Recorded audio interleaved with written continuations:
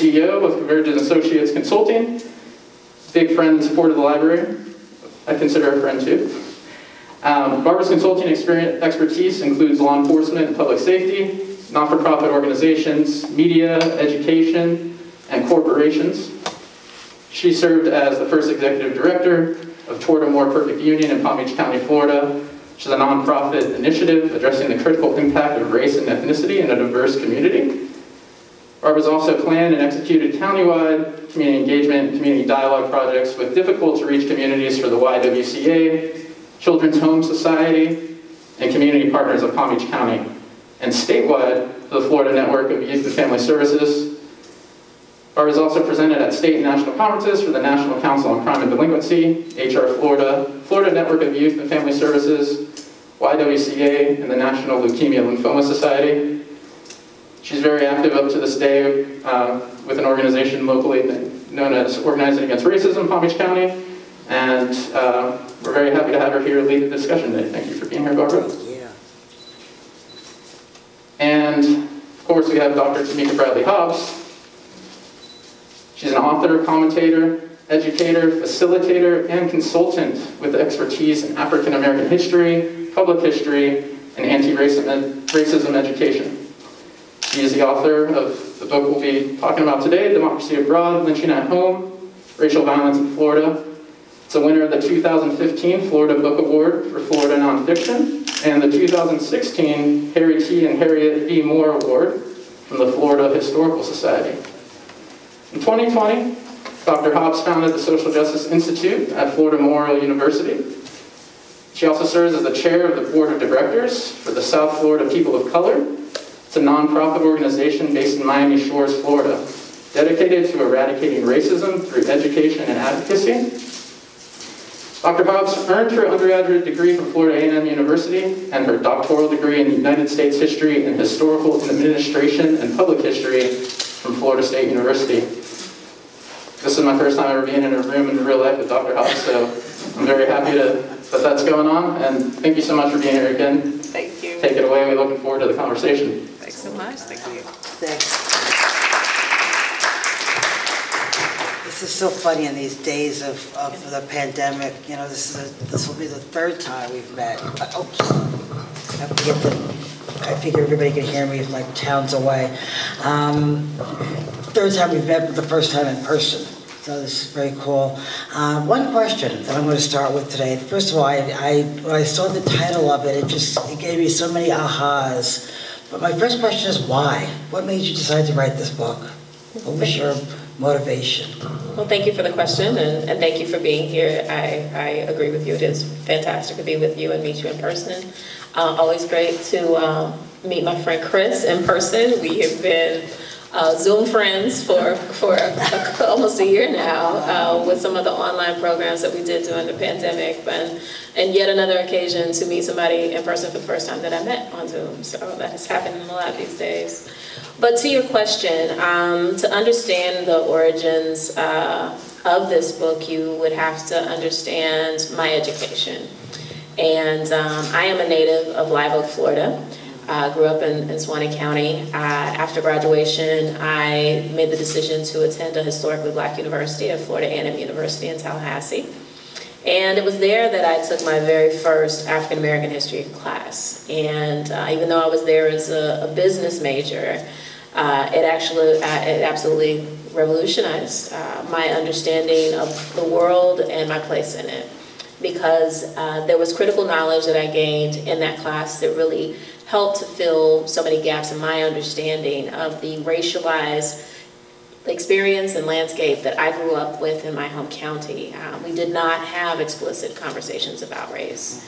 My education in K-12 did not really include any thorough discussions of Jim Crow. We kind of left from slavery. I remember very vividly one Black History Month in high school, my social studies teacher wheeling in a television to show us glory. And when I think about that film with Denzel Washington, many of you have probably seen that, it was delivered so poorly to us, without context, without explanation, And I can remember personally experiencing a great deal of shame at the scene where Denzel's character was being whipped on the back. I was embarrassed by the fact that they were speaking in broken English. Because even though I didn't understand then, I did internalize as a young black person that their lack of the proper use of English was a reflection somehow on me.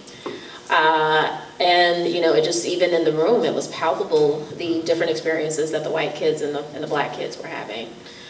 So we got that bit, but then you fast forward and we get the civil rights movement and Dr. Martin Luther King and all those great things.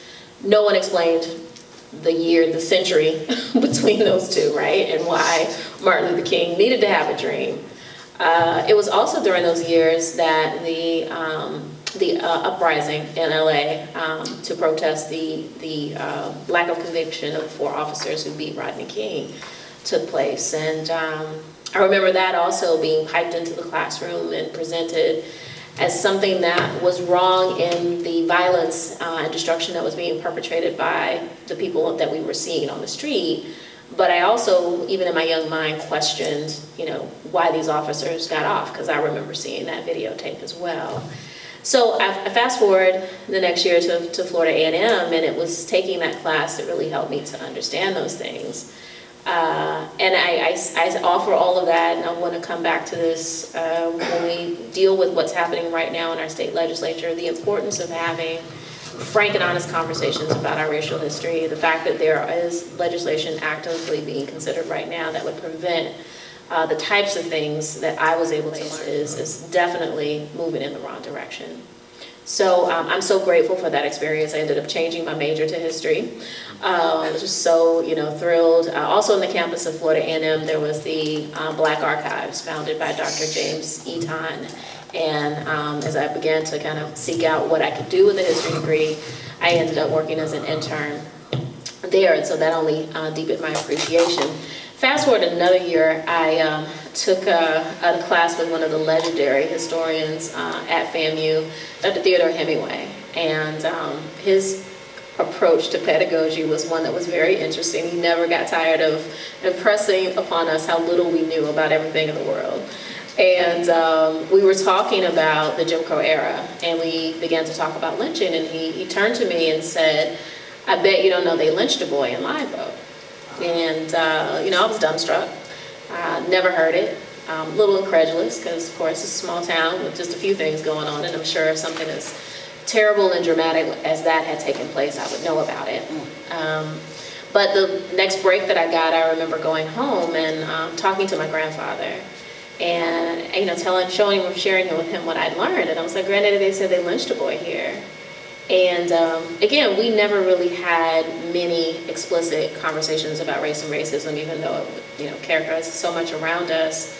And also you'd have to appreciate that my grandfather, the Reverend Freeman Grimmage, may he rest, was, you know, a very, very real force in our lives. He was a well-respected minister, very authoritarian.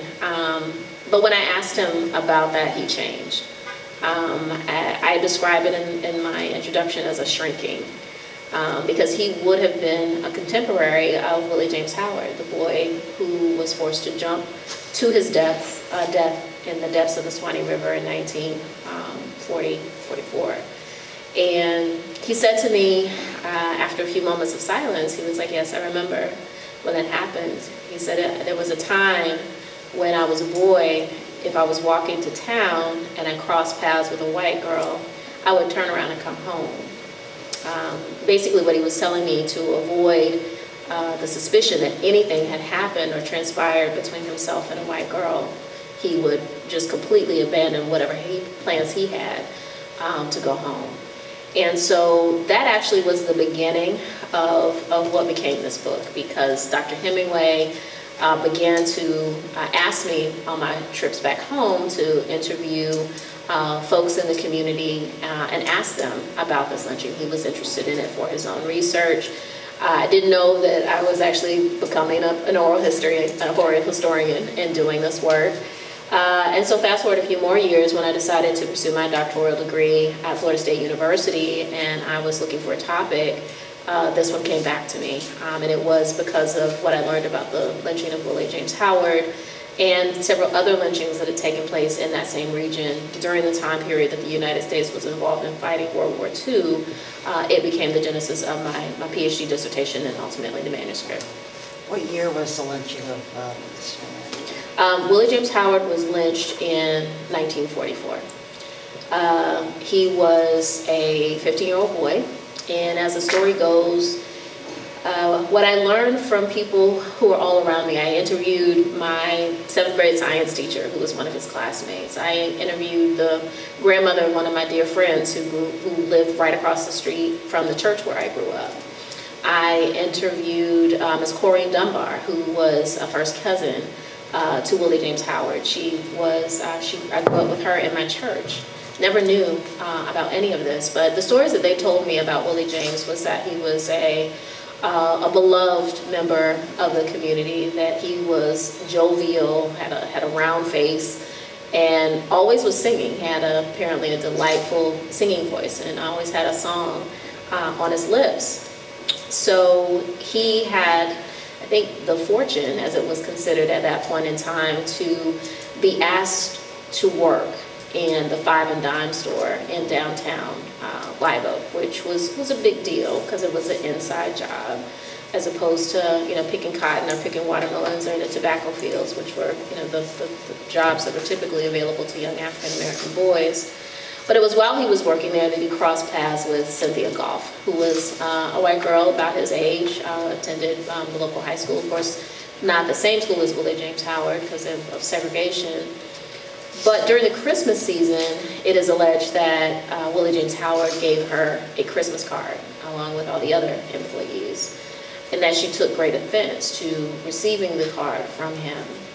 And this is where the story diverges, and that really was my work in this instance, the instance of lynching that took place with Arthur Williams in Quincy in 1941, of Celis Harris in Mariana in 1943, and with Jesse James Payne in Madison County in 1944, to go in and interrogate the records that were left behind, often by white journalists, by the white-controlled court system.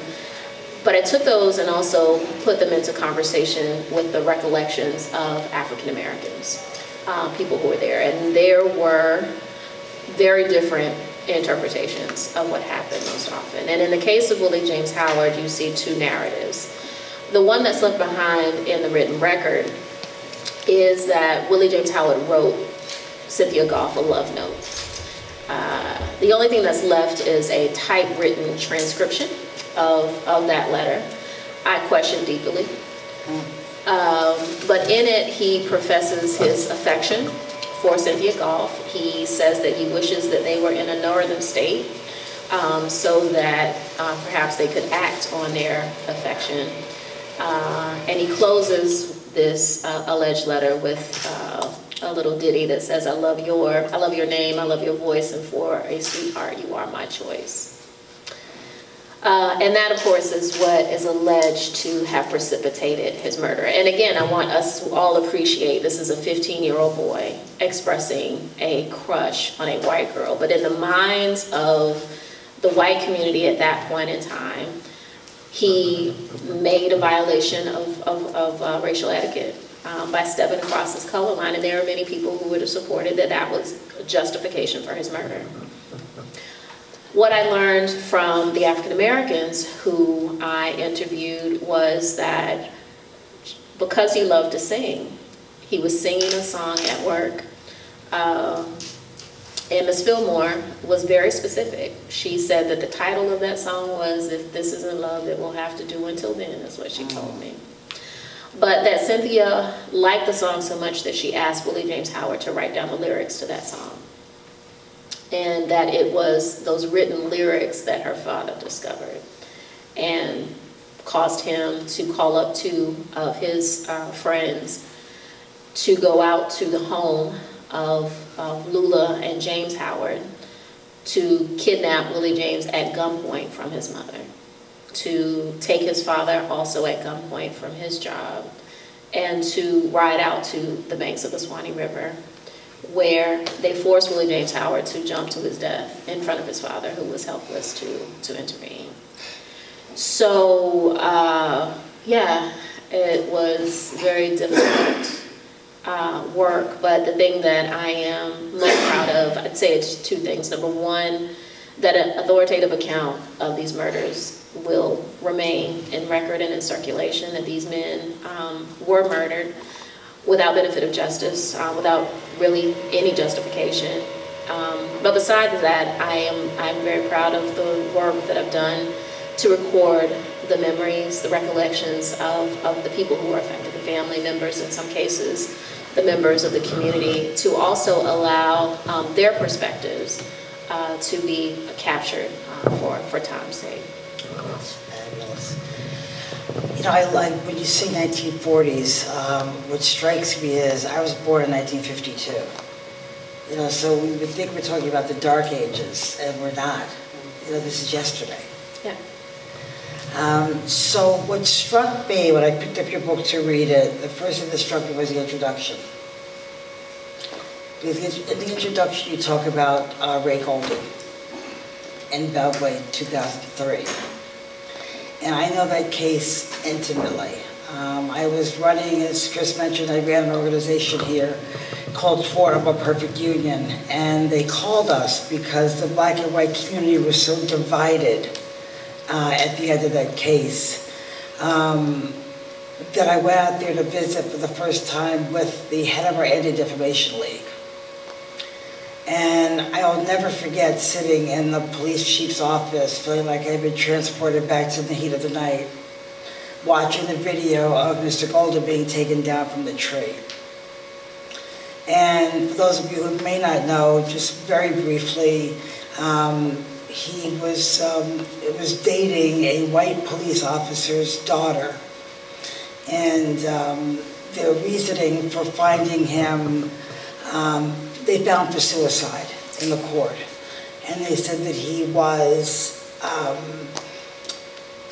on drugs and alcohol, and he was behind in child support and in debt.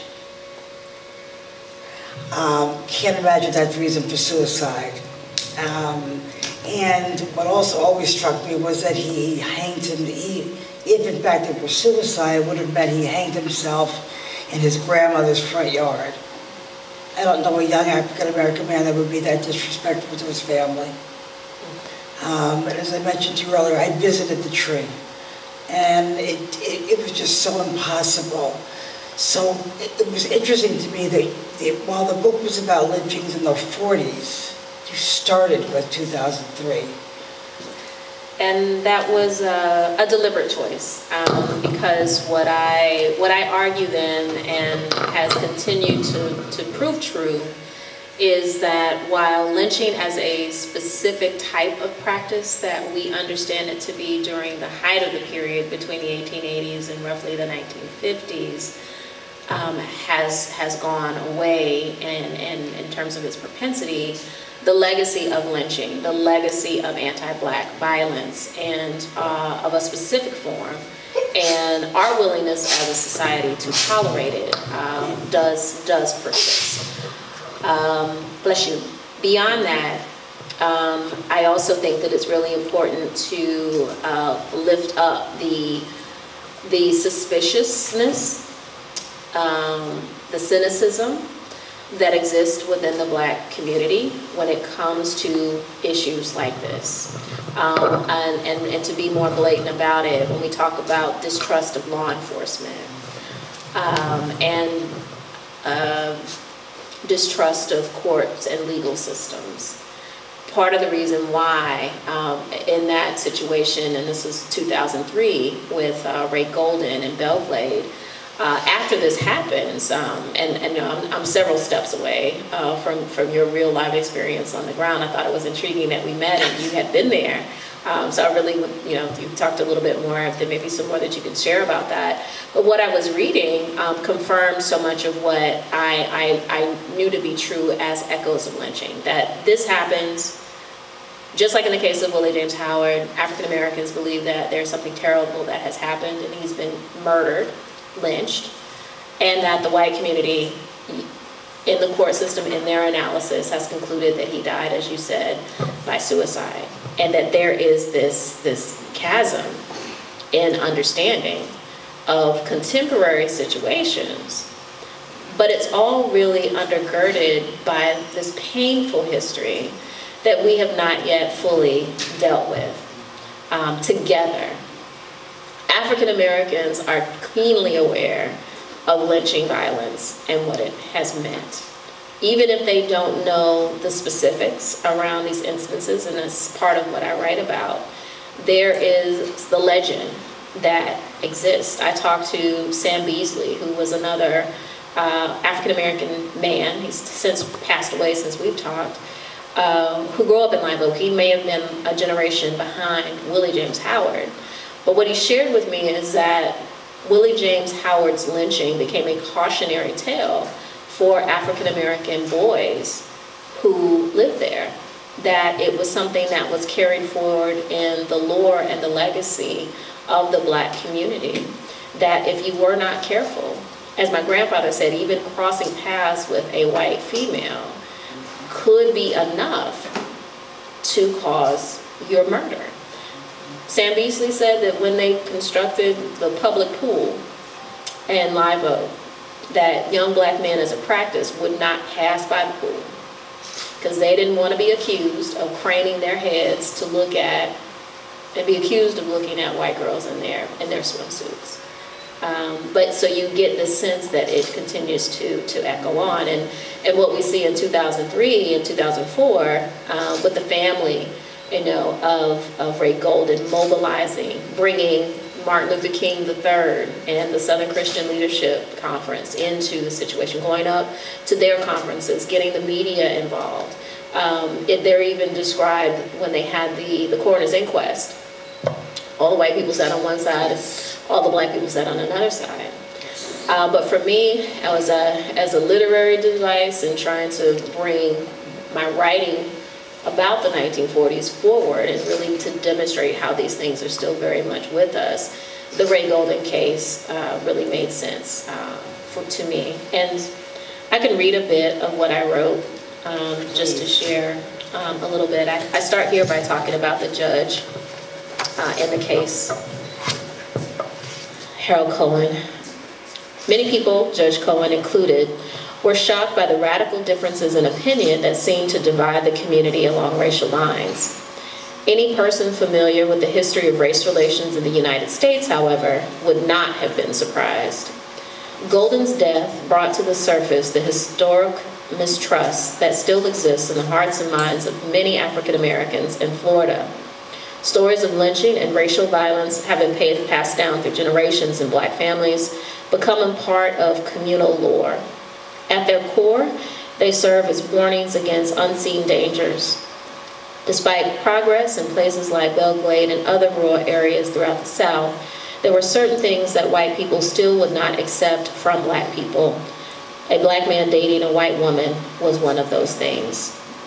The circumstances surrounding Ray Golden's death triggered the historical memory of the Black community in Belle Glade and elicited all too familiar recollections of extralegal violence that resulted in the tragic death of Black citizens without the guilty parties being brought to justice.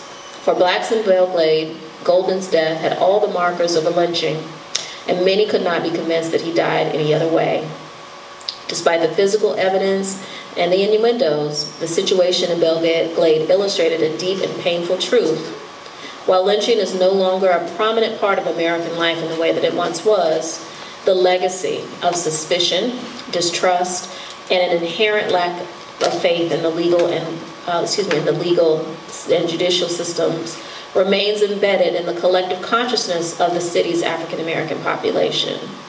Extralegal executions and high-level conspiracies are still plausible in the minds of many Blacks because of the painful experiences of the past. The legacy of lynching continues to haunt this Florida community. And interesting, I mentioned to Dr. Hobbs earlier that I was contacted by a a documentary writer that wanted to write what was it, 20 years later, you know, where we are today. And as I tried to help connect him to people from that case, it seems that the case has gone completely radio silence. The tree's been taken down.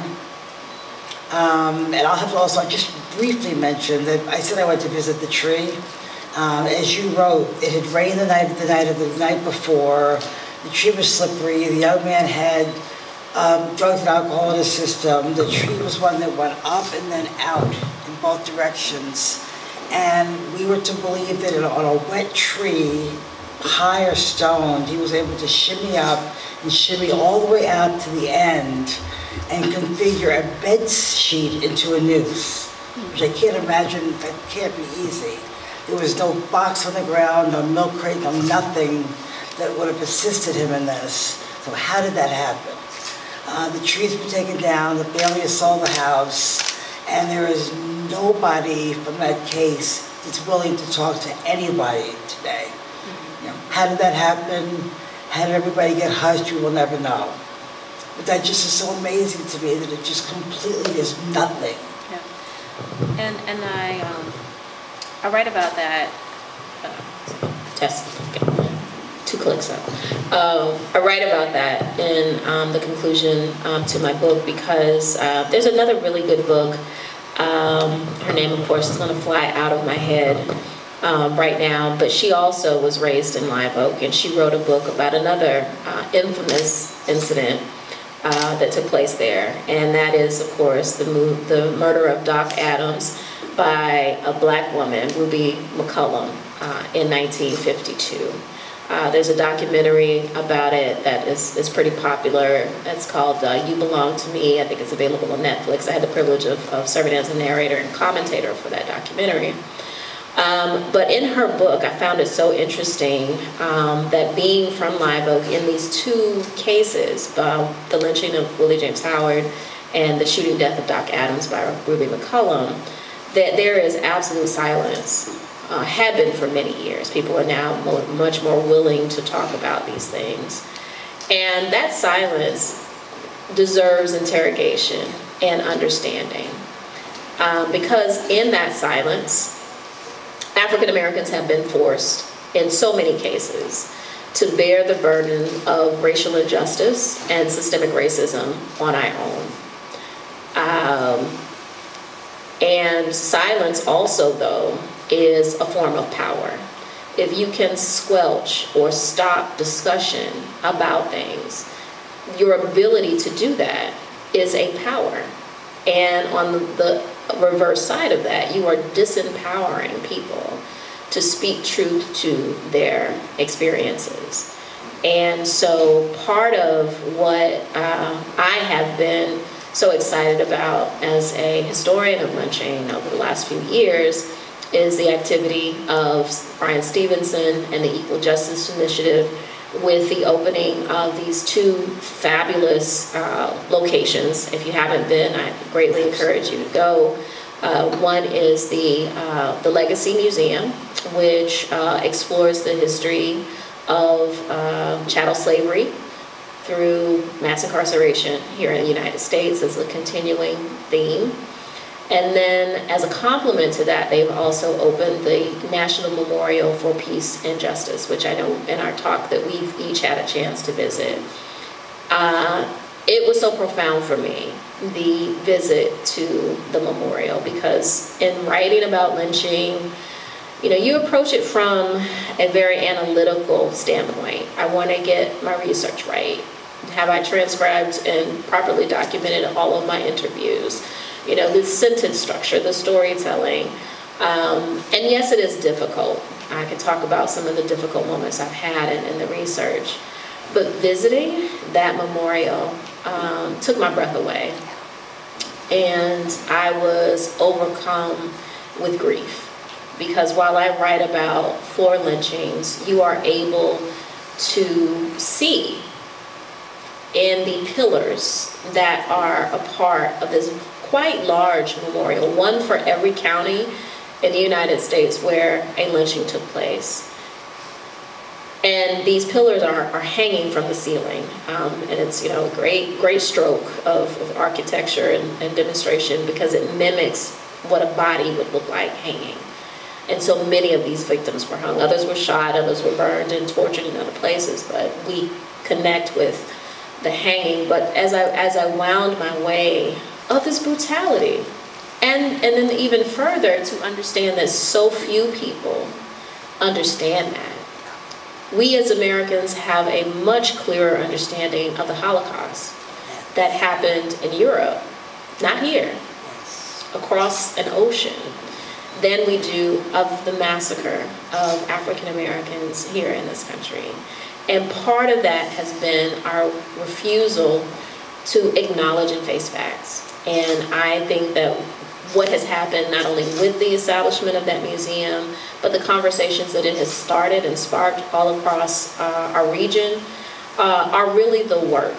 And I will just state again, to now have it about to be law in our state, that to talk about things that hurt people's feelings, or that may make them feel because they are associated with the racial group of the people who perpetrated this terrible violence, that we shouldn't be talking about it in classrooms, that we shouldn't in corporate environments be educating people about the roots of how we got here, is incredibly problematic and dangerous in terms of the progress that we need to be making as a society if we ever want to achieve that more perfect union. Chris mentioned in the introduction, I worked with him on the coalition to bring our monument from Montgomery, Alabama, home to Palm Beach County. And what we have to mention is, while yes, each one represents a county where somebody has been lynched, and that's a proven lynching, where they can collect the actual soil, you know this monument would be 7 times the size if we had all the names on there. There's 2 names from Palm Beach County, one from Delray and one from West Palm Beach. Mr. Golden's name is not one of them. So, you know, those were in 1923 and 27 or 25. What really strikes me there, if you'll remember, is they have not only looking at the memorials hanging, but around the walls are plaques listing several of the reasons people were lynched. And it could be walking too closely to a white woman, refusing to lose a fight to a white man. One is standing around aimlessly in a white neighborhood. You know, performing the marriage of an interracial couple.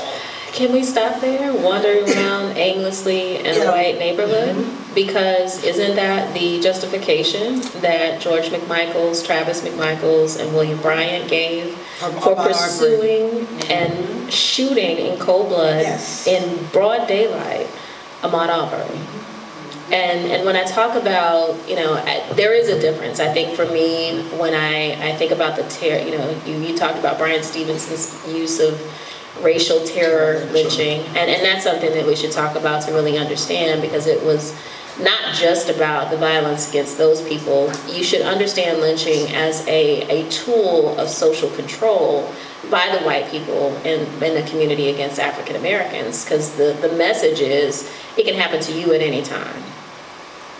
And so that really was what it's about. But I think that some of that same energy, the desire to control black people is problematic, which is associated with the innate association of blackness with criminality, which is, you know, programming. We can talk about that. That duty now has come to rest mostly in policing. And so it looks different, but when we talk about hyper-policing, when we talk about the shooting by police of unarmed people who are really not threatening, or that these situations could be diffused in a different way. I think that is the problem, and where we need to put our attention, and where, you know, there have been people since 2012 who have been really trying to raise the specter and help people to understand that this is the modern crisis. I don't think we got that until the video of Ahmaud Arbery and the killing of George Floyd came to light. But Ahmaud's situation is different, because I think what disturbed me about that as a historian of the phenomenon, in the same way that I was greatly disturbed by the murder of Trayvon Martin, is vigilantism. And that is because it was perpetuated by people who were not law enforcement. But I argue because they had claim or proximity to whiteness, and that felt that they had the authority to carry out the things that they did.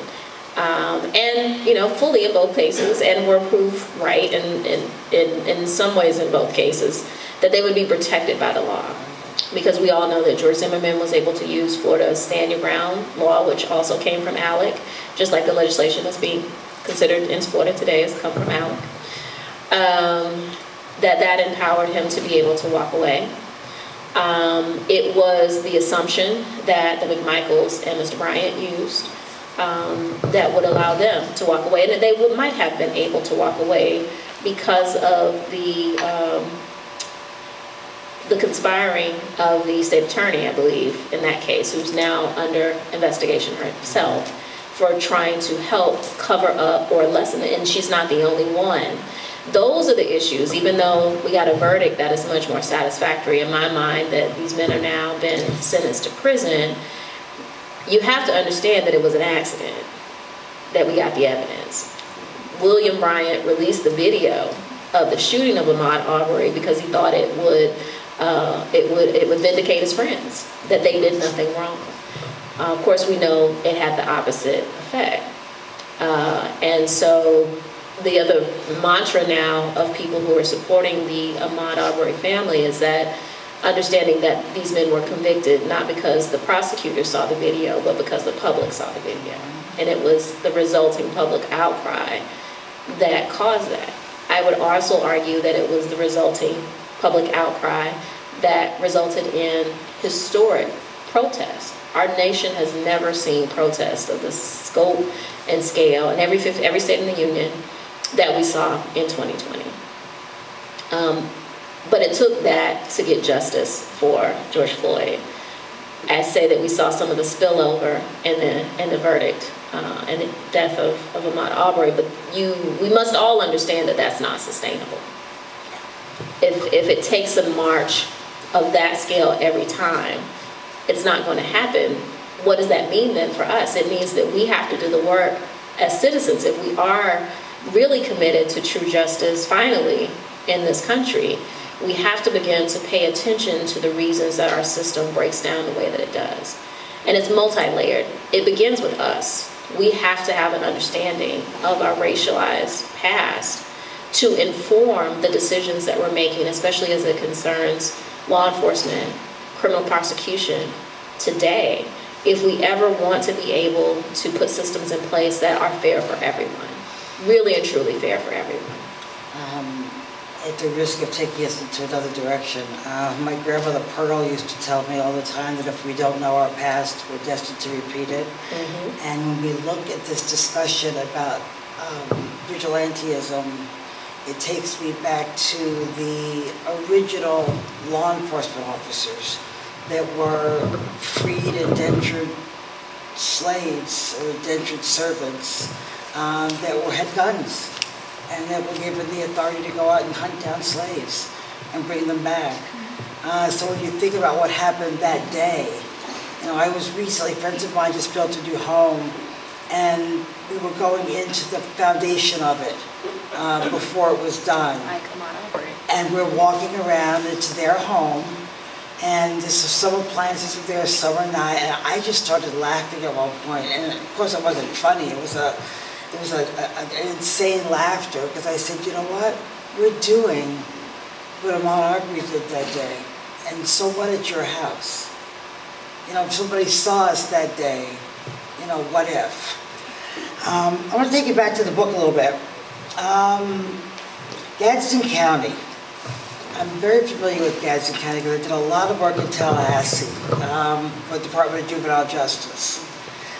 So we talk about Arthur C. Williams, and you write not only that it was gruesome, and how, well, I'll just read it. It says, to be the painful indicator of the intractability of race relations in Florida, racial violence had blotted the state's record frequently during the previous decade. But this was the first recorded lynching of that decade. It was 1941. And it talks about also that and the gruesome killing of Claude Neal. So tell us a little bit about what was going on in Gadsden County in the 40s. Gadsden County is an interesting place. You know, growing up in that region, came to know it, but it was only with study that I began to understand it more. The thing that impresses me about Gadsden County, that it remains as the county in Florida with the largest black population. By the way, Gadsden County is just outside of Tallahassee, for those of you who don't know where that is. Yeah. So it has the largest proportion, I should say, of black residents of all states in the county. And when you think back to the fact that it was a part during antebellum Florida of the Black Belt, it was a lot of farmers, plantation owners, wealthy whites came into the area of North Florida and bought up land, very fertile land in Leon County, in Gaston County, in Madison County, and established tobacco operations, among other things. And so there's this really long pattern in Gaston County of not only having these very large black populations, but that those black populations are involved in agriculture, often not to the benefit of themselves, but to the benefit of other people. And so what I learned in researching what was happening in Gaston County is that so many of the elements of chattel slavery were still very much in place. That African Americans who labored on these farms lived in quarters that looks very much like, you know, slave quarters as they would have on the plantation. Now they were still named there. Arthur Williams lived with his family in seaboard quarters, worked in the tobacco farm. Even through the 1960s and 70s in Gaston County, the public school system had a different schedule for black students as opposed to white students. The school term for black students was shortened by several months. They were released from school so that they could go work in the tobacco farms. I mean, and I kid you not, that continued until the 1960s and 70s. And so it's a very, very interesting place. And Arthur Williams' case is one of the more unique ones in that there were actually 2 attempts on his life, two attempted lynchings. One failed lynching, and then one successful one. In the literature, if you read especially in the black press, they refer to it as a double lynching. What was Arthur Williams accused of? He was accused of the attempted rape of a 12-year-old girl. I find that highly improbable. When I began to learn more about Arthur Williams, there were all of these aspects of his life that were really interesting to me. First and foremost is that up to the time that he was accused of this rape, he actually had been living in East St. Louis, Illinois. And I found a picture of him that ran, I believe, in the Pittsburgh Courier that I published. And you know, my joke with my friends is like, nobody that cool lives in Quincy now. Because he looks like a city slicker. He has on the hat to the side. He has on the suit and jacket. He's taking a picture with a cigarette hanging out off his lip. You know, this is a man who's really trying to present himself as urbane. So he's definitely different. He spent time outside of the county. Beyond that, when you actually look at the record of what supposedly happened in the home that night, I believe the family was the Bell family. I do believe that Williams may have attempted to rob the house. But he was alleged to have gone into the parents' bedroom while they were sleeping and stolen a watch and a few other items, and then proceeded into the back of the house where 2 girls, sisters, were sleeping and attempted to rape one of them. And again, for the life of me, I think that just is highly improbable. When you read the testimony of the wife in the case, when she's asked how she thinks that Arthur was able to make his way through the home, so many rooms, but gathering so many things without being detected, she said that he must have thrown something over them while they slept, meaning that he must have used spells to make sure that they were in a deep sleep and did not wake up while he was going through the home. So, you know, layer upon layer of ridiculousness. He is picked up, he is taken to the jail, but he is kidnapped from a jail that is not guarded effectively. He's taken out to a railroad crossing, strung up, hung by his neck, and while the perpetrators were driving away, they were also shooting bullets into his body. And I suspect that one of those bullets must have grazed the rope from which he was hanging, because he fell. He was injured by a gunshot. Of course, the trauma of the attempted lynching and the strangulation with the rope would have left him in bad condition, but he was rescued by someone, and that was one of the mysteries. I talked to people, and they would share some things, they wouldn't share everything. No one was willing to give me the name of the person who intervened and rescued Arthur Williams, but he ends up back in the Seaboard quarters with his family, and he's in pretty bad condition. It's pretty evident that he needs medical intervention.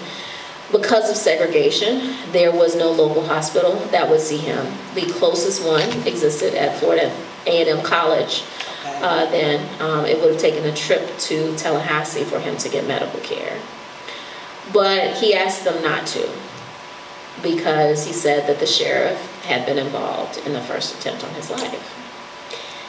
And I'm getting most of this account from a woman who I don't identify by name. She asked me not to identify her by name, but she was the 9-year-old sister of Arthur Williams, and she was there as a girl and remembered how all of this played out. So she remembered what her brother said, and in reaction to that, the family hid him. They hid him, but when the sheriff came asking if they'd seen him, because I guess by now it was clear that he'd been kidnapped from the jail, they pretended that they didn't know where he was. And they went so far with that deception that they participated in the search parties, again, to keep up the cover that they didn't know where he was. It was only when his health took a turn for the worse that they called law enforcement, called the doctor, and brought him out of hiding.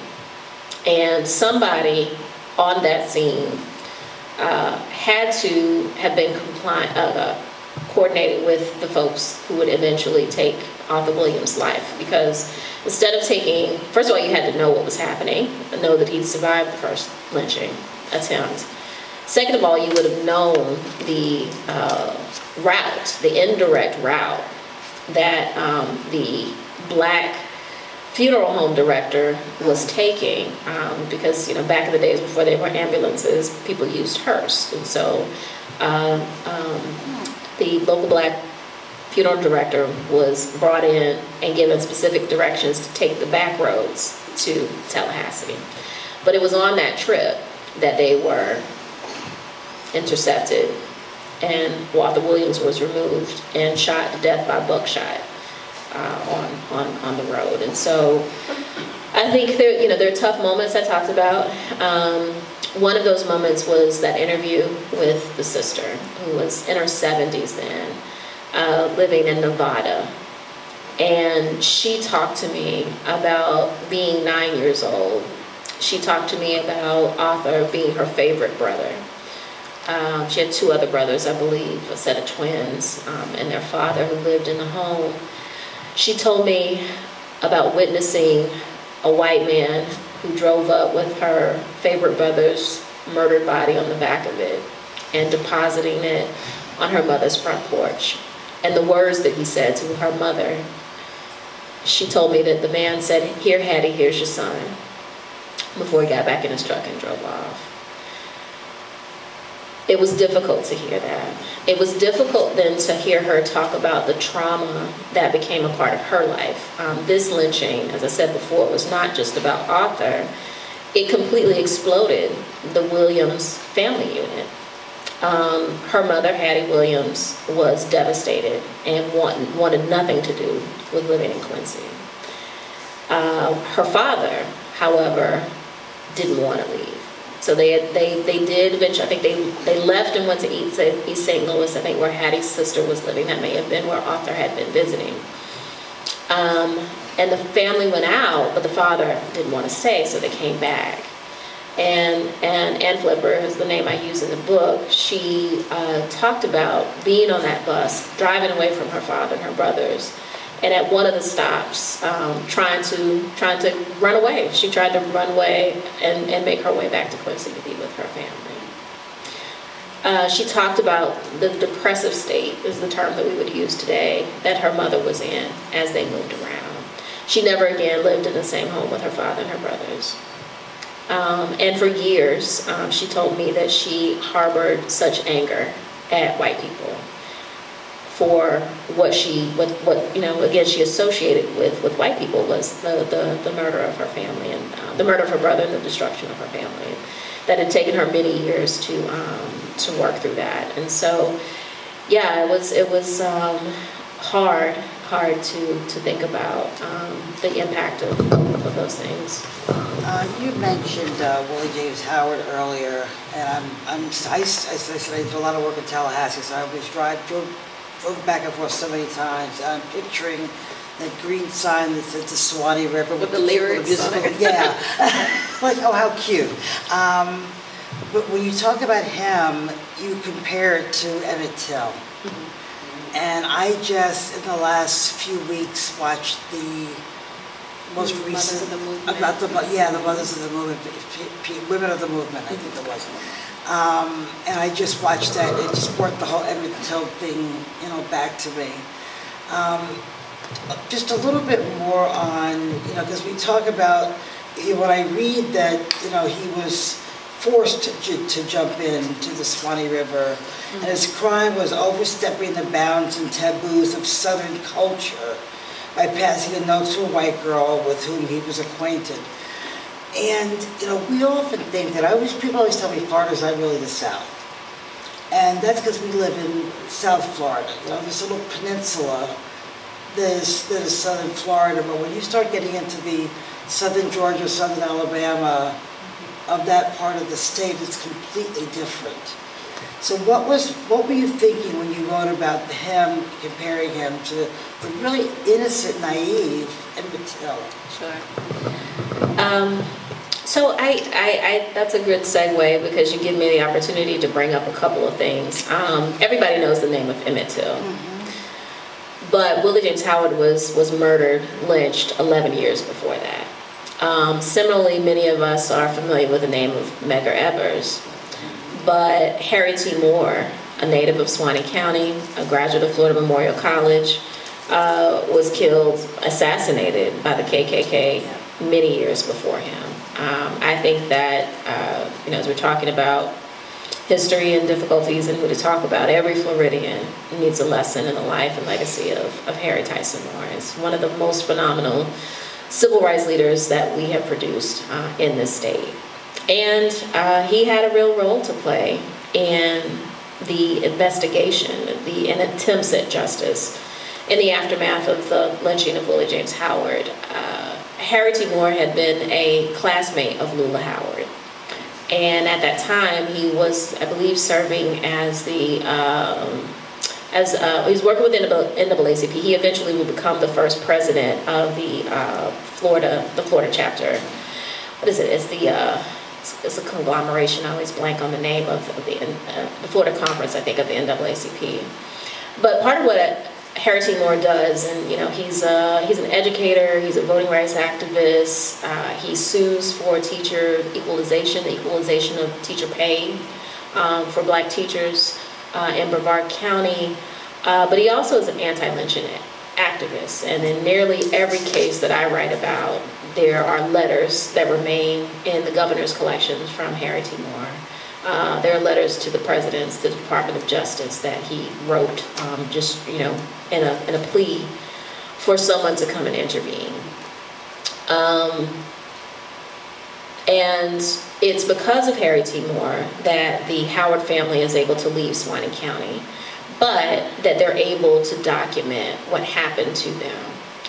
And what remains in the record are a few things from James Howard. First, he signs and says that he doesn't want a coroner's inquest into his son's death.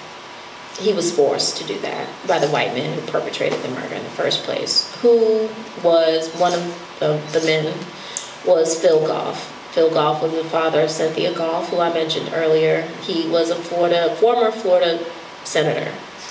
He was the postmaster for Suwannee County, which also is telling because the news of Willie James lynching did not come from within Suwannee County. It was someone else who's from the area who came and heard about it and began writing to the NAACP. Because who would risk their life by writing an addressed letter to the NAACP when the postmaster, a former Florida state senator, was involved in the murder? So when I talk about difficult moments, one of the most difficult moments I had in this research was being at the National Archives and Record Administration in College Park, Maryland, trying to find like another layer of records there. And I found there an affidavit that I had not seen before. I'd seen one that James Howard had given previously, but this was one that he gave while he was in Orange County, which is where the family relocated after they left Suwannee County. And in this account, James Howard talks about what really happened at the banks of the river. In the previous account, what the white man said and what he had to co-sign was that all the men wanted to do, Phil Goff and McCullers and the other gentleman who was there, all they wanted was for James to discipline Willie James for what he had done. And they claimed that Willie James became hysterical, that he would not accept the correction, and that he jumped to his own volition into the Suwannee River. And they blamed his father, that his father did not try to stop him. But when he was out of danger, when he was in Orange County, what James Howard talked about is being kidnapped at gunpoint, being driven to the river, watching his son have his hands bound and his feet bound, watching Phil Goff point a gun at his son and tell him that he could either take what's in the gun or jump into the river. He talked about his last exchanges with his son, that he took his watch, he took his wallet from him, that he said to his son that he wasn't worried because they had prayed, and that he stood there helpless as his son jumped into the depths of the Suwannee River that early Sunday morning. And I could barely keep it together in the reading room. When you contemplate what that man must have gone through to witness his only child, his only son, be forced to his death and be absolutely helpless to intervene in the moment and have absolutely no hope of justice in the aftermath of that. Because he does try. Harry Moore is able to find out when there's an inquest happening. He works to make sure that James Howard is there. He talks about the law enforcement officers coming into the lobby and being very surprised to see that James Howard is there, asking him what he's doing there. They eventually, because of his insistence, allow him to go and talk. But the verdict is the same, that it's at the hands of persons unknown, that there's nothing to see here. Let's just keep it moving. And when you say early Sunday morning, one of the things that struck me, both when I visited the Equal Justice Initiative and the Smithsonian in D.C., the African American Museum, people took pictures on Sunday, all dressed up for church, next to the hanging corpse.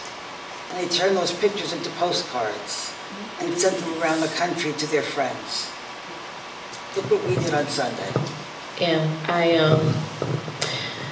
when I make this point to my students, I say, why don't you see people on Instagram posing with dead bodies? And it's because that's evidence. If your face is there next to the scene of a crime, that automatically makes you complicit to whatever has gone on, because you know, under the rule of our laws, an investigation, there should be an arrest, there's going to be grand jury, indictment, trial, all of those things. And then you have a jury of your peers. If you're convicted, you have the right to appeal, so on and so forth. But what we're dealing with when we talk about racial terror lynching is what we describe as extralegal murder. All of this takes place outside. You use extralegal a lot. Talk about that. I actually had to Google extralegal while I was reading the book.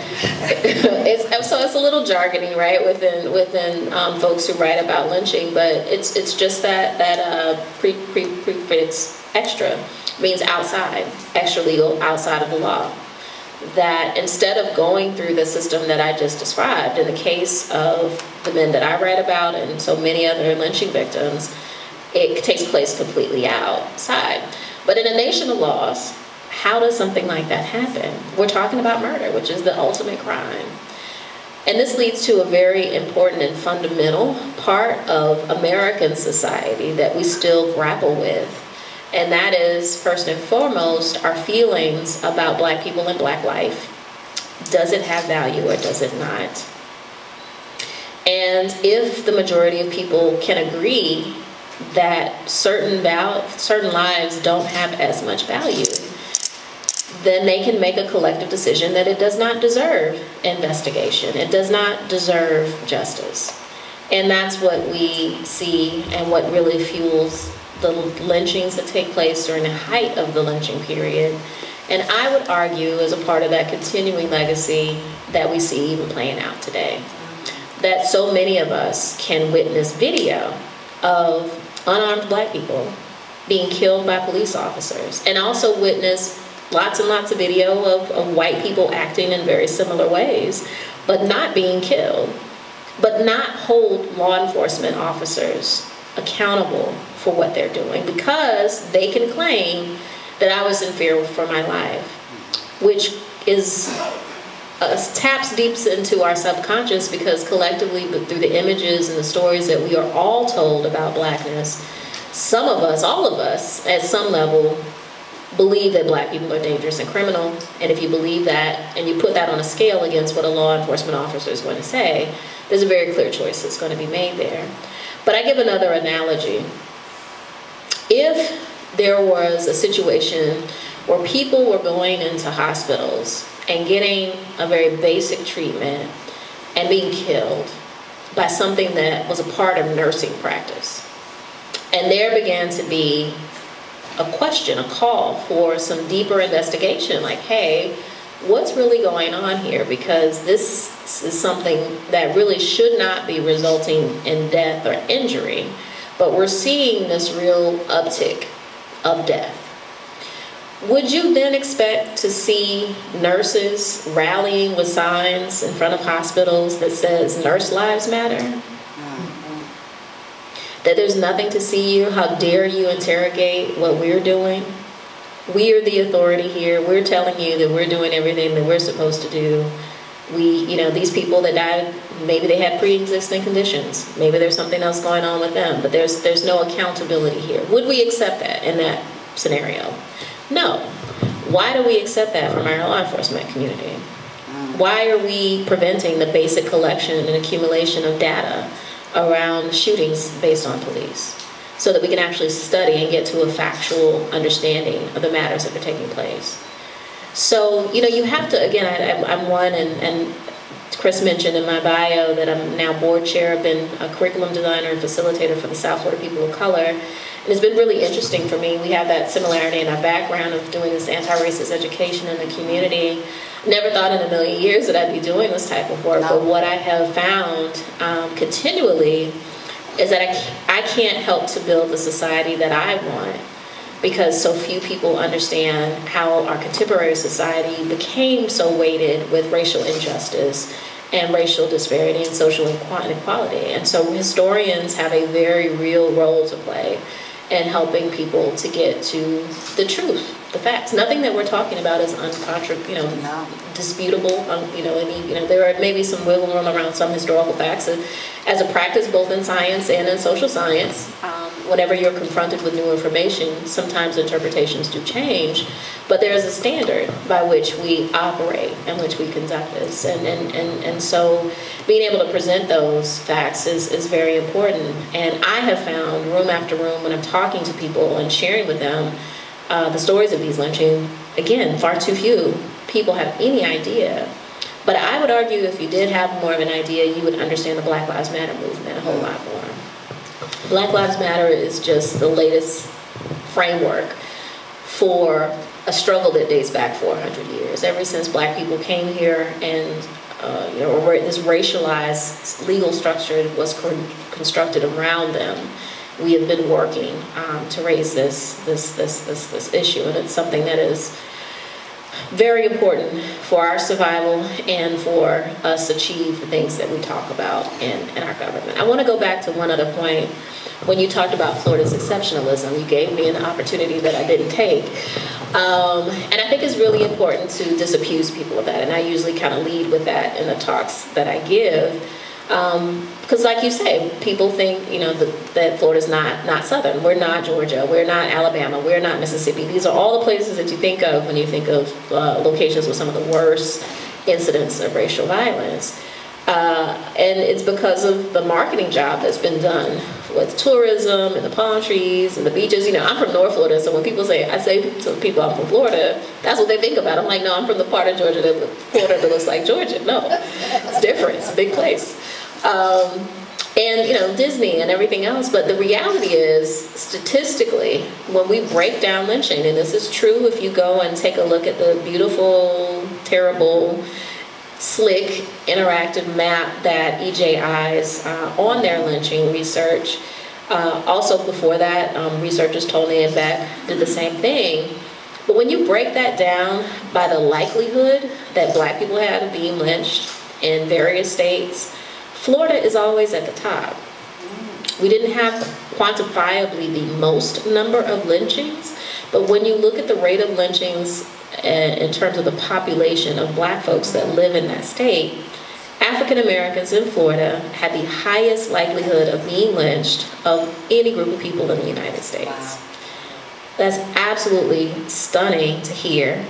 And it flies directly in the face of what you talked about, Barbara, which is this concept of Florida's exceptionalism. Florida is as Southern, if not more Southern, in its tradition of anti-Black violence than any other states.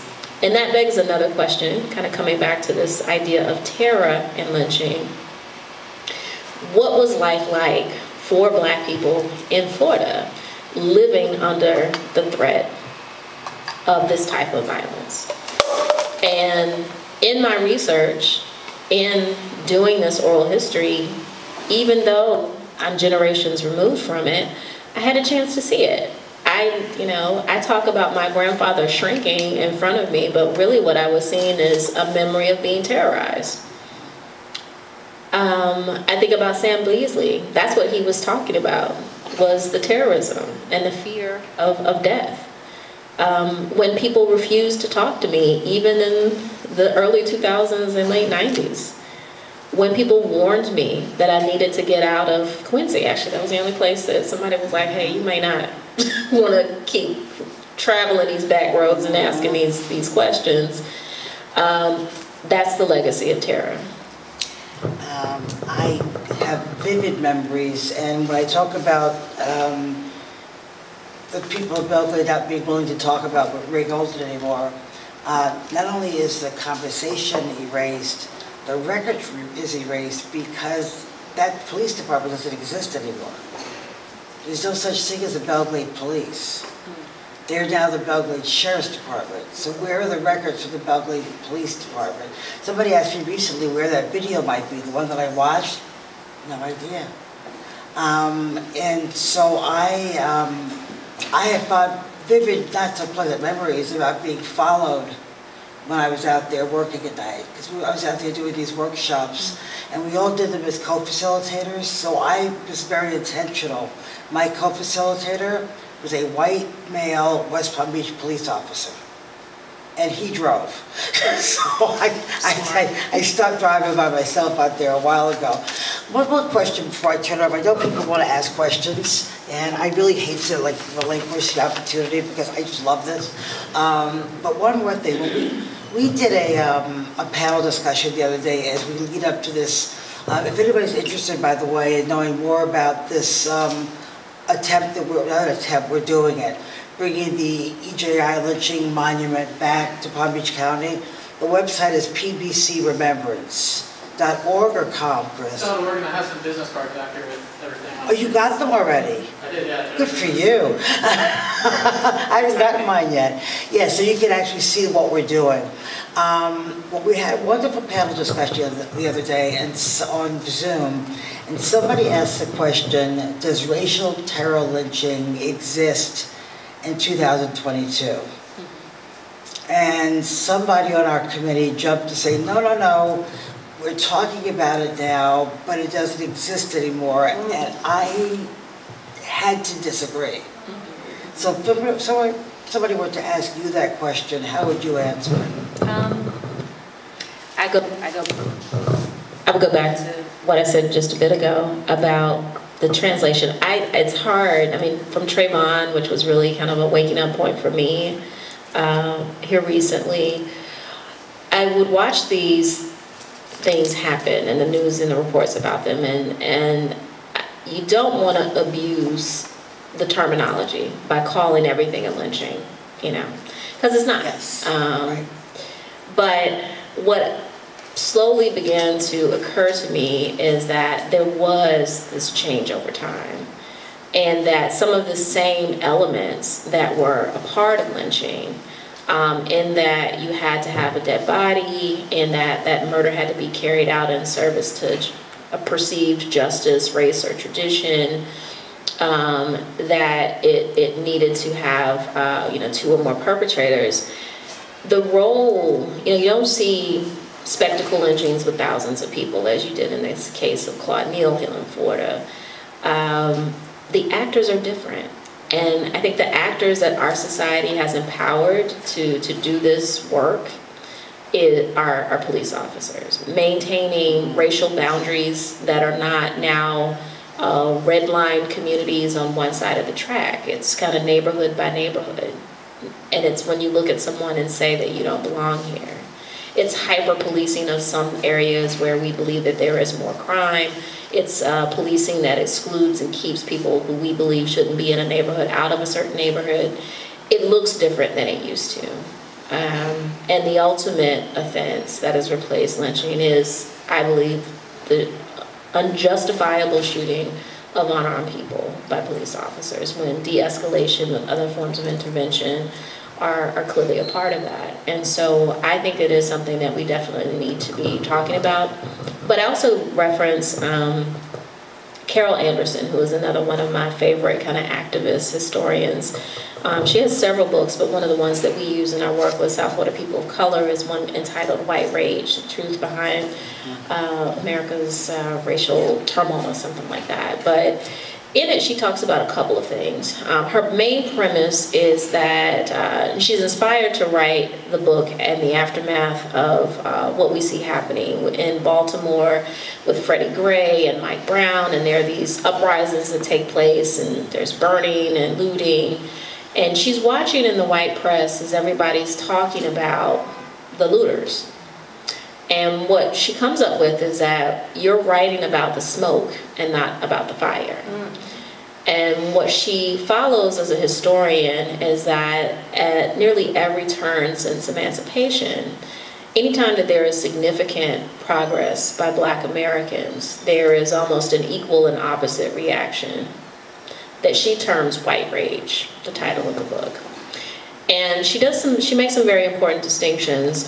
First and foremost, that yes, a lot of this is physical and violent. It looks like lynching, it looks like pogroms, it looks like the decimation of all black towns like we see in Rosewood here in 1923. It looks like what we see happening in Ocoee with the destruction of the black part of town because white people tried to vote in 1920. It looks like Tulsa, it looks like all these different pieces. But she also talks about what she labels policy violence. And that is much more difficult to put your finger on. But it is the legal constructs in our society that put roadblocks and hurdles in the way of true racial progress in our society. And I would argue what we see happening in the Florida legislature, both last year and this year. Last year with HB 1, this year with HB 7 and SB 148 is another form of policy violence, that people use the power, the tools that they have at their disposal to control the grounds of the conversation, to control the laws. If you don't like protest, you can make them felonies. And if you don't like protesters, you can approve vehicular homicide if you drive through a crowd of protesters. If you don't want to talk about lynching, if you don't want to talk about Confederate statues and maybe why they shouldn't be still standing, we can make a law that says that you can't talk about those things. Policy violence is a very strong and real concept that I think is worthy of understanding, because once you understand the construction of inequality in our society, then you have a choice. And the choice that we drive people to in our work is it's not just good enough to sit and feel like you're not doing anything, that I'm not a racist. What we really need to transform our society is active anti-racism. What are you doing about the problem that you see in front of you?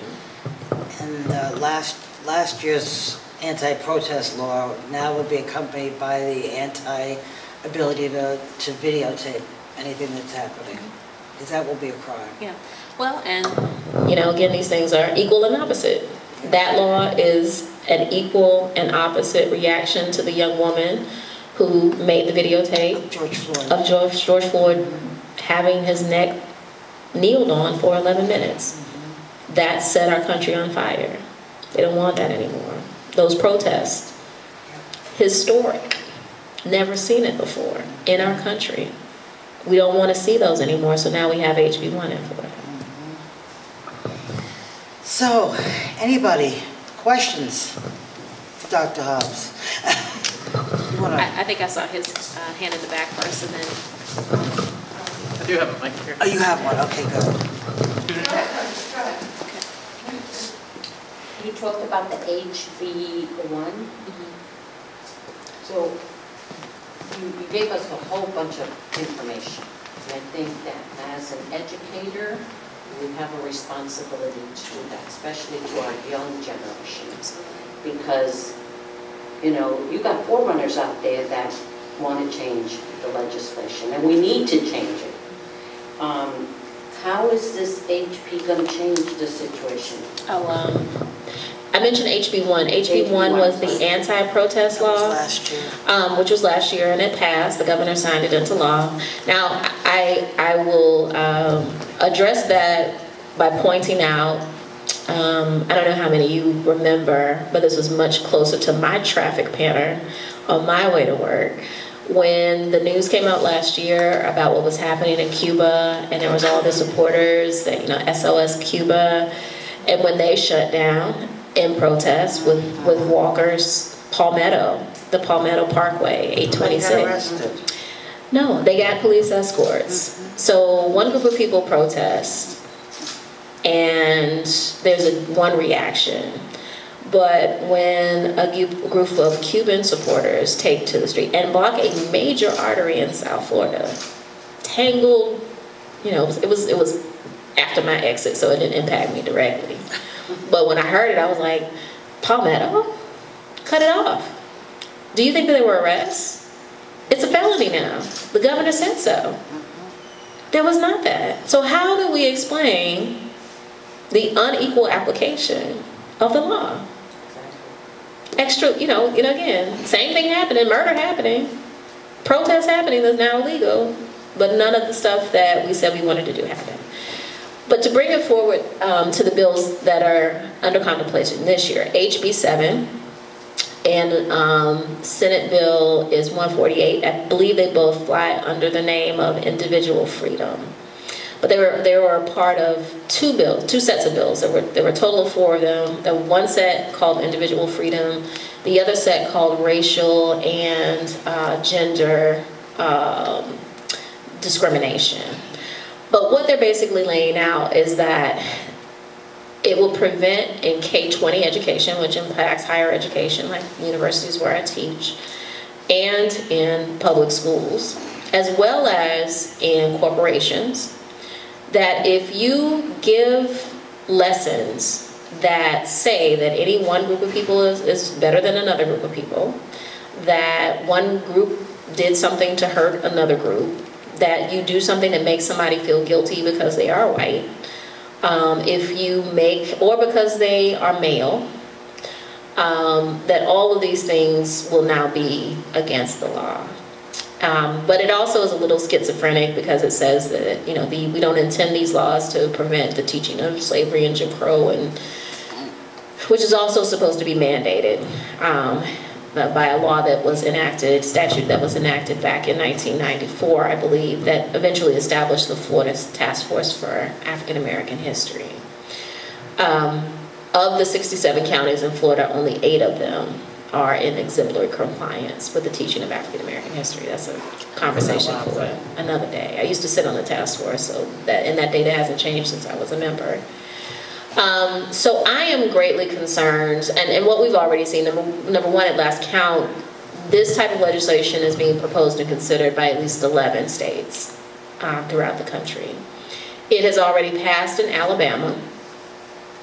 And in Alabama, they have now had, as I've read, this is coming from thehill.com, that there's already been a complaint by a white parent that a Black history lesson is in violation of the newly passed law.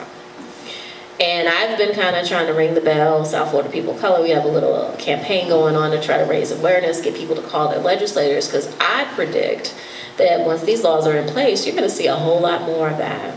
Because what I'm talking to you about today is uncomfortable. But these laws are saying that doing that is somehow illegal. And a lot of this is, an attack on what people label as critical race theory. Of course, we've all heard it, right? That this is dangerous indoctrination that's taking place. First of all, this is not taking place in K-12 in any form. Critical race theory is something that is very specific, that it comes out of legal theory. It's typically taught in law school, graduate school. But I think the bigger thing that is not being said is twofold. Number one, you have a generation or two now of Black scholars who've done the work to understand the DNA of racism in America. And they have, that's really what is at the core of critical race theory, is that it is able to identify and predict patterns of how white racial hegemony is maintained in this country.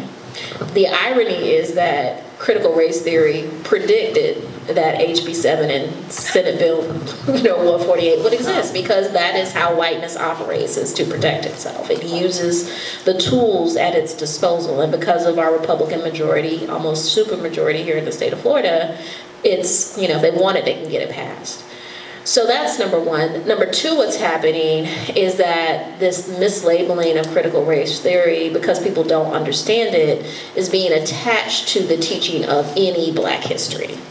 And that, for me, is the real threat. And this is very personal for me. I've given a keynote lecture to the African American Task Force. I went out to Indiana to talk to some of their principals, because they are now looking at legislation. They actually have an attorney general that has written a 53-page guide for parents on how to defend their rights and how to identify critical, like it's the state's attorney general. Which state?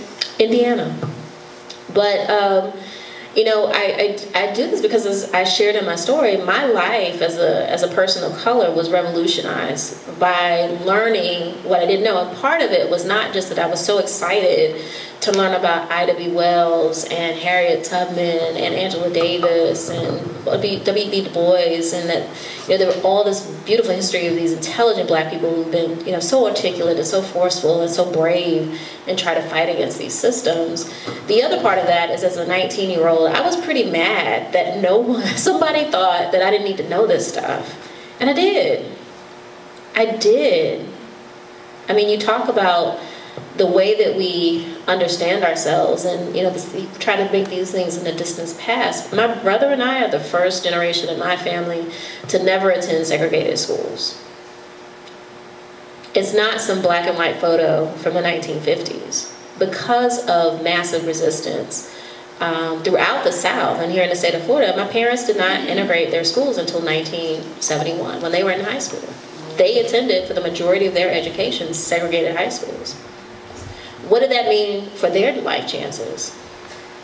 And more importantly, again, first generation not to be impeded in that way. I got a terminal degree. I had no more degrees after the PhD. There's nothing special about me. My grandfather, my grandmother, there's so many people in my family that could have done the same thing had they had the opportunity. I needed to know that, but that determined the lifestyle that they were able to enjoy, the money that they were able to earn, the neighborhood that they lived in that didn't have sidewalks or sewer, the schools that my parents went to, the lack of resources that they had, the attitudes of the guidance counselors that they didn't encounter in high school who dissuaded them from four-year colleges, and you know, it just goes on and on and on. And so, again, I try to ring a bell against what we see happening because it is moving so fiercely in the wrong direction. And it's just so harmful and so mean-spirited. I go back to this idea of policy violence. It is violence in the form of policy. And those types of things echo, because the things you do to children last for generations. And sometimes it can be, you know, affirmative in terms of causing them harm, but when you also create omissions and things that they need to understand, we all need to understand this painful history that I write about. Because it changes you, it changes your perspective. We, in addition to that, this is all very personal to me too, because it will put me out of business, basically, professionally. For many of the cities that a lot of the work I do is with cities, different municipalities, and government entities, and the trainings are mandatory, that they come to the training, and the bill says you cannot make them mandatory.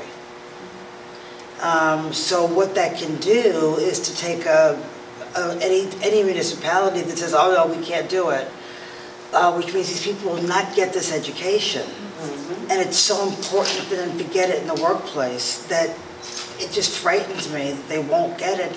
And it also says that a student can videotape a teacher and send those videotapes in to take action against that teacher. You know, it is so, I mean, that... It's going to put, as if our teachers don't have enough to worry about. Exactly.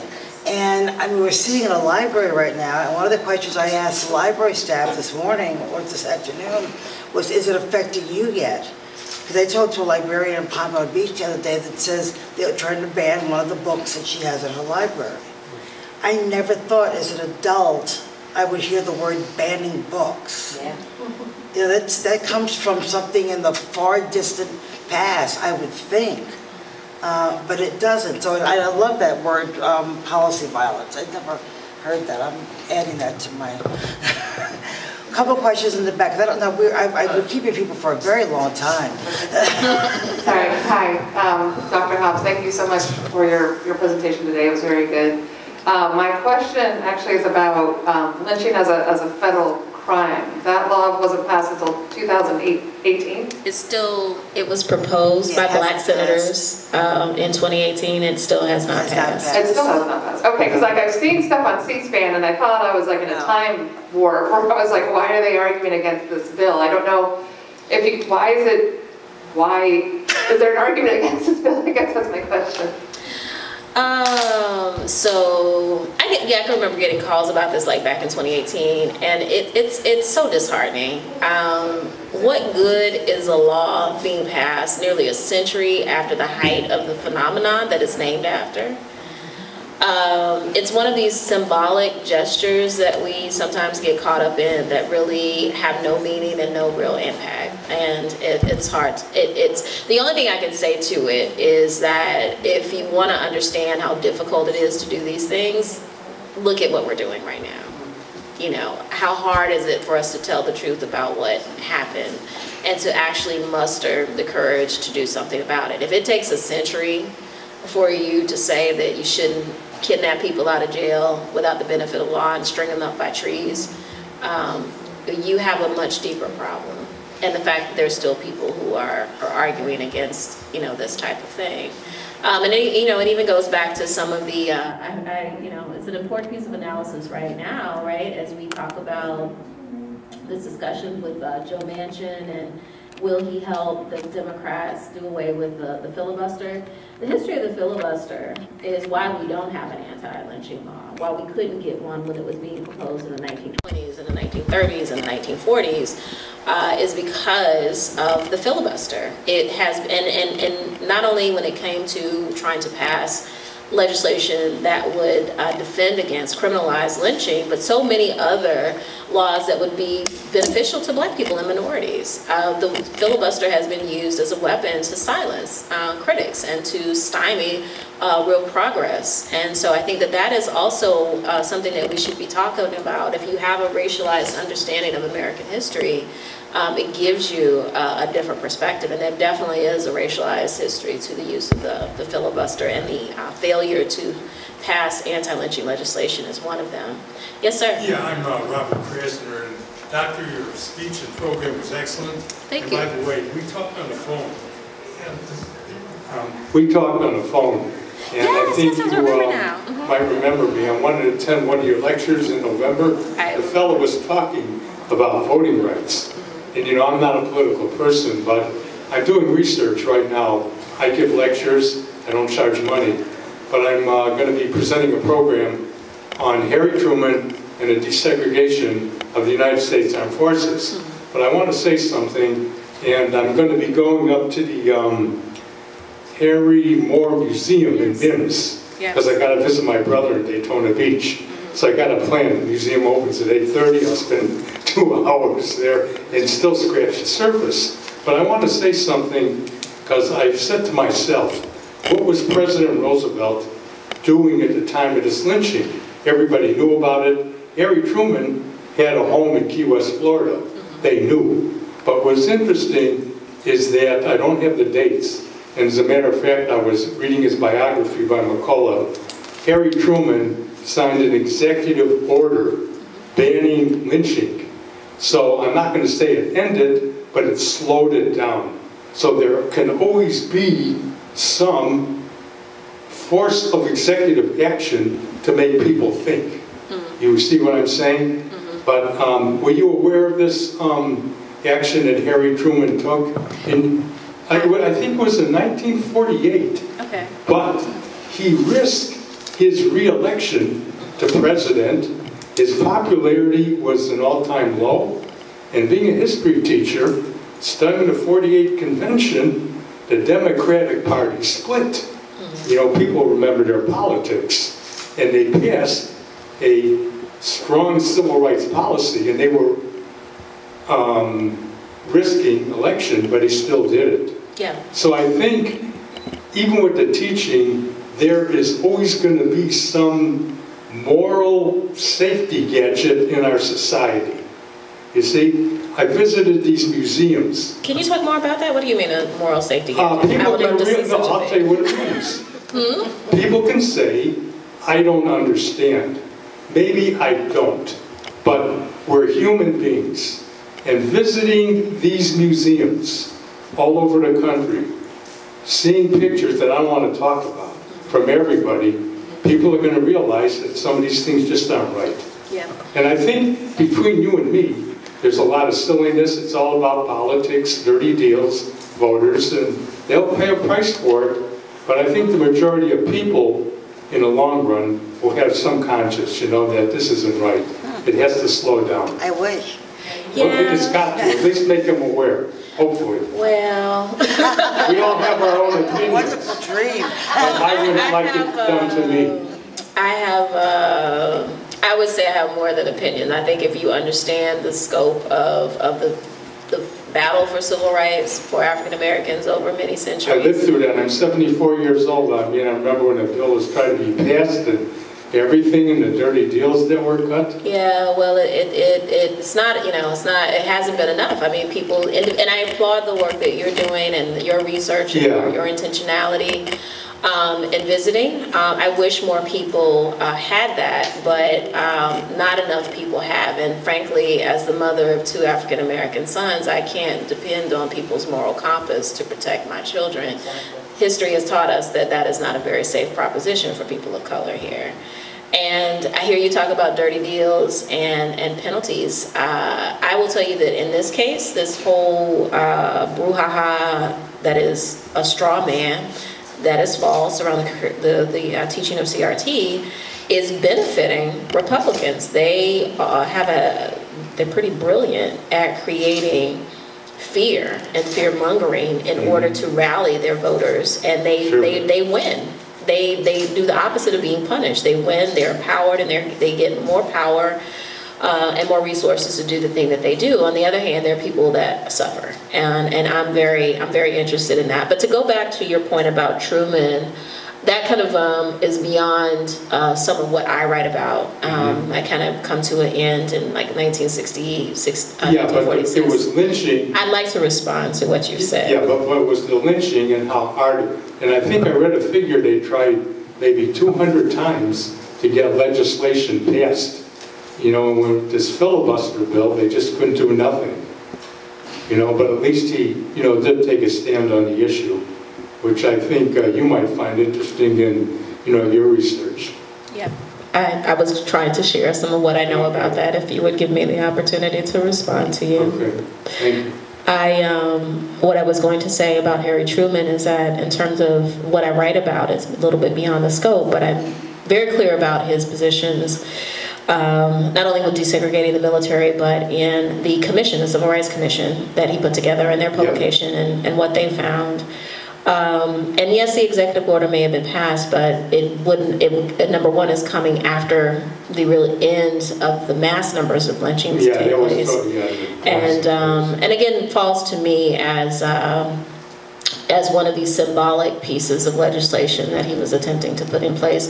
There's a great book that I had a chance to review. The name is escaping me, but it has to deal with Harry Truman's reaction to the blinding of a World War II officer, Isaac Woodard, who had come back from serving his country and was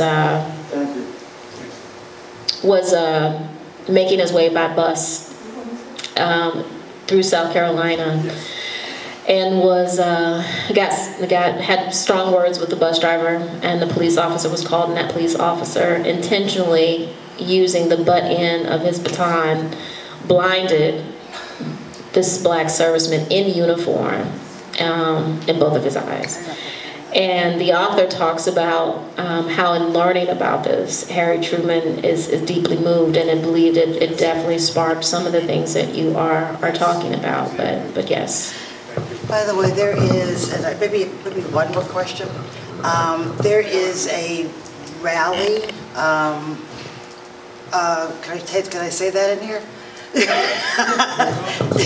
There is a rally on Monday in Delray Beach at 5 o'clock to bring attention to 3 of these bills. And it's being sponsored by this Organizing Against Racism group that Chris mentioned earlier. And mainly because not that we think we can do anything to stop these bills, they're running through committees like Brightline. We're running people over in its path too. But it's the 3 that we're looking at is the anti-woke, the woke act, the don't say gay, and the one that says you can't videotape anything, basically. And also it's 5 o'clock on, if anybody's interested, it's 5 o'clock on Monday at Liberty Wesley Park in Delray Beach. So again, very much intended to let people know that they're there. Because you'd be surprised how many people have no idea what's happening in Tallahassee, you know, during the session. Last question. We can get you in for the last one. You want to close this out? You sure? I just want to to both Dr. Hobbs and Barbara Chief.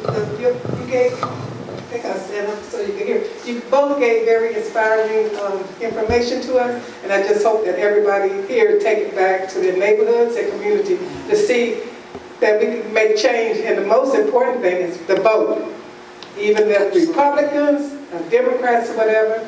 And I just want to say another little thing. I'm from Miami originally. My whole entire family went to Booker T. Washington High School. My grandmother owned a restaurant in Miami for 41 years. She was from Elutra, Bahamas. But what happened, the urban renewal came through. And that's to get rid of, and what I'm doing right now, I'm reading something on Marvin Dunn and a lot of things he did about Black Miami. I had a lot of relatives from the Bahamas, whatever. But the most important thing I was reading in there is that nobody voted, nobody did anything, they just let these people take over. My grandfather worked with the Flagler and the different people. He was the chauffeur for James Allison and different people in Miami. And at the time, I'm going like, where was the vote?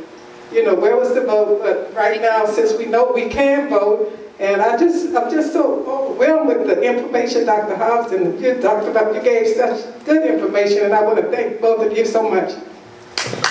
Thank you for sharing. If you're doing research on Jim Crow and segregation in Black Miami, I encourage you to check out the book A World More Concrete by Nathan Conley. He gives an excellent history of the residential segregation of Miami, which would include the construction of, urban renewal was part of, it's a phenomenon across the country. In most major cities in the United States, if there's an interstate to come through, magically the place that they chose to put that was through the Black neighborhood. And those Black neighborhoods suffered as a result over the years from the disconnection, the loss of property, so on and so forth. So that's a world more concrete, I think, would really benefit you. The other thing I say is that when you talk about the vote, especially during the time period, if your ancestors were Bahamian and coming through Miami in the early 20th century, their ability to vote would not have been practical or possible. Because we don't get the Voting Rights Act until 1965. That's when the majority of African Americans are able to enjoy the franchise without being fettered at all. And so that's the other part of this. If African Americans could have voted for sheriffs and police officers, it would have been a different conversation. If they could have voted for the legislative officials, if they had had any voice in legislation, it would have been a different situation altogether. I remind you of what happened in Ocoee in 1920. It was because Black men said that they were determined to vote. It was also generally that the Klan was very active because it was the first time that women were going to be able to vote after the passage of the 19th Amendment. And they were also very concerned about the Black woman's vote and what that would mean and how that might put the fingers on the scale. They were willing to, before this incident took place, there were 500 people of African ancestry who lived in that community. Afterwards, for the next several decades, there were none. That's a very high price to pay. And you talk about terrorism, what are Black people going to think about voting after that? If you want to stay alive, you're not going to vote. Yeah, July Perry was, he's counted as a lynching victim, but he died in the violence in Ocoee in 1920. So, but yes, continued success on your search. Thank you all, and thank you to the library for being brave enough to put these on regularly. You have something else? I was just going to thank everyone, and I wish we had more time to get to everyone's questions. I do know Dr. Hobbs will be around a little bit signing books. If you want to get a copy, I'm sure she'd be more than happy to talk to you over there. But this was awesome to hear you all finally meet you in person. Thank you everyone for being here.